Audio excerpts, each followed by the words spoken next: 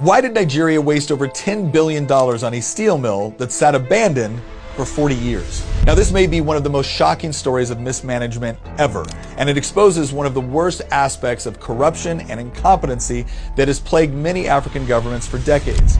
The story begins in 1970. Having emerged victorious in the Nigerian Civil War with the aid of the Soviet Union, the country's federal military government began to adopt the Soviet model for Nigeria's post-war economy. State ownership of the means of production was officially confirmed in 1970 when Nigeria's military government decreed that the state would acquire and control the greater proportion of the productive assets of the country. But while Nigeria's government would go on to nationalize nearly half of the economy, virtually all of these state-run businesses would eventually exist to simply enrich corrupt government officials. And there's no better example of this than the Ajaokuta steel mill. Originally intended to be one of the largest industrial projects in sub-Saharan Africa, the mill was supposed to produce over 2.6 million tons of steel in its first year of operation alone. There was just one problem: it never opened. Why?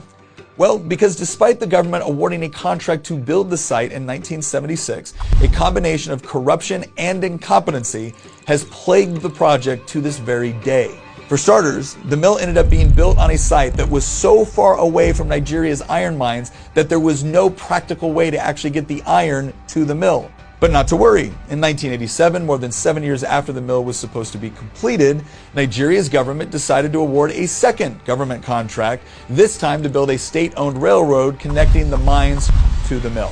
The government promised that this would take 5 years to complete, but what began as one act of gross government inefficiency and corruption soon became two, as the railroad sat abandoned and unfinished for decades. But the story doesn't end there. In a twist of irony, when the government finally brought in a foreign firm to complete the railroad in 2017, it was discovered that much of the abandoned railway track had been looted for its steel.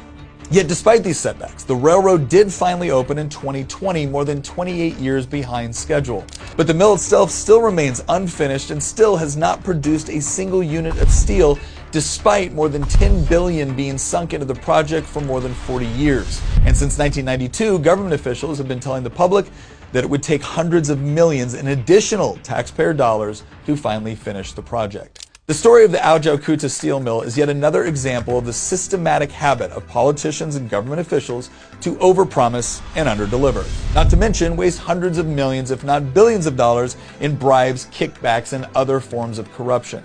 History has demonstrated time and again, no matter where it's tried, that government ownership of projects like these practically guarantees that they will be inefficiently constructed and operated. But throw in a dictatorship unaccountable to the people, combined with an economic system unaccountable to customers and investors, and you have yet another tragic story of the misuse of resources that was entirely avoidable.